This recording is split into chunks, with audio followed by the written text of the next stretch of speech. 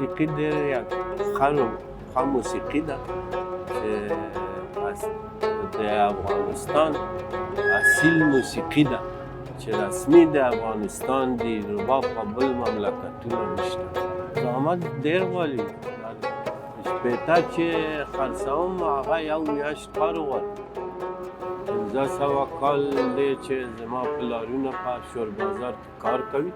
زما نه شپېته کال دی، 30 کال دی چې په دې کسب زما پلار کار کوي.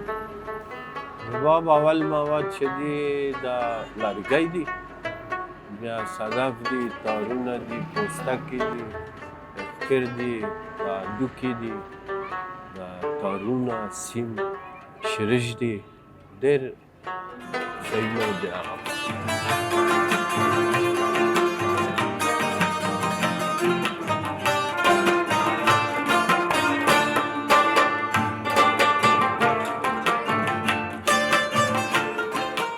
اگر دقیقاً تاریخ ساخت رباب اگر بخوایم معلوم کنیم شاید موفق نشیم، منتها ما همقدر میتونیم بگویم که در شعرهای بزرگ مثلا رودکی، مثلا مولانا از رباب ذکر شده و همچنان از زمان آریایی‌ها